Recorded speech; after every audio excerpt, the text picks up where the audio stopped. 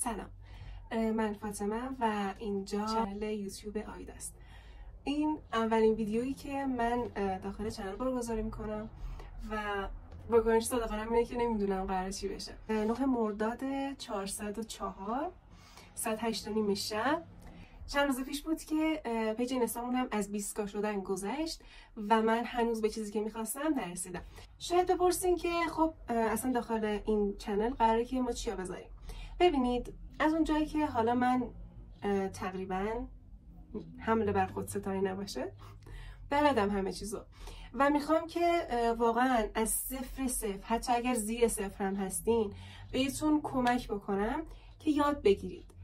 شاید خیلی حتی ازش نخوان که درآمدی داشته باشن، ولی فقط برای اینکه حال خودشون خوب باشه این کار شروع کنن و بهتون پیشنهاد میکنم که حتما حتی اگر هیچ نیازی ندارین حتما این کاری رو با دستتون انجام بدین، چون به شخصه برای خودم وقتی که کارم رو با دستم انجام میدم یا با هنرم دارم این کاری انجام میدم حال خودم خیلی بهتره.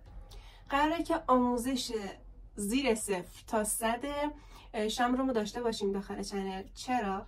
چون که شما وقتی که توی حوزه گیفت کار میکنی لازمه که بلد باشی چطوری باید پارافین درست بکنی، چطوری باید پارافین رو زوم بکنی و توی چه دمایی باشه. حتی اگر بلد نباشی که قالب سیلیکونی بسازی، ما اینجا بهت آموزشش میدیم.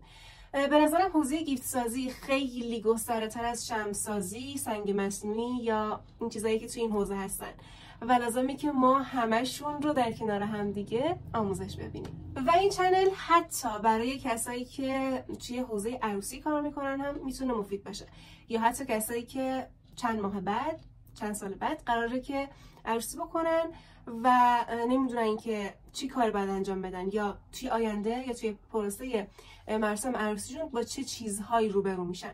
ما همشون رو داخل این چنل با هم دیگه صحبت میکنیم، گفتگو میکنیم. هر سوالی داشتین میتونین که بپرسین و اینجا واقعا یک جمع دوستان است.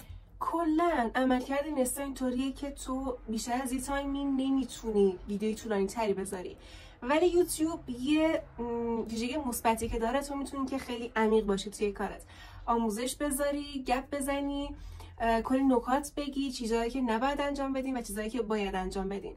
پس به نظرم برای همه افراد توی هر رنج سنی، مخصوصا کسایی که حالا خانومن، دختر خانومن، یا کسایی که توی حوزه عروسی و اینا هستن، خیلی میتونه مفید باشه. توی این پروسه‌ای که من واقعا طی کردم خیلی آزمون خطا کردم، خیلی هزینه‌های زیاد، خرید متریال، اینکه نمیدونستم حتی از کجا بخرم، چیکار بکنم و میخواستم این چنل رو بزنم که با هم دیگه حرف بزنیم و بگم که باید چی کار بکنید.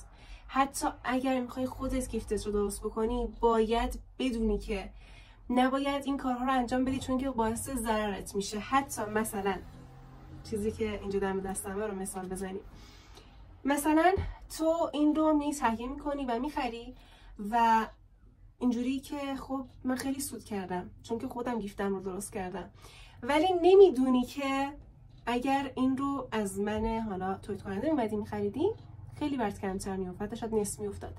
پس ما اینجاییم که واقعا با هم دیگه حرف بزنیم، تعامل داشته باشیم و بهتون بگم که چه کارهایی رو نکنید که وگرنه ضرری میدین که جبران ناپذیره. اگر میخوای که از هنرت، از دستای خودت به درآمد ماهانه مثبت X برسی، من مثل بقیه نیستم که بگم مثبت 50 میلیون، مثبت 100 میلیون.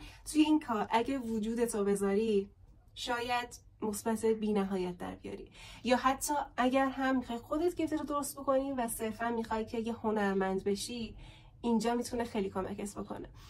و میریم که برای افتتاح این چنل کوچیک ولی بزرگ، پس بزن بریم پرقدرت شروع بکنیم. راستی هر سوالی که داشتین میتونین که داخل اینستا، تلگرام یا واتساپ ازم بپرسی. راه ارتباطیمون همیشه بازه و 24 ساعته میتونی که با من در ارتباط باشی.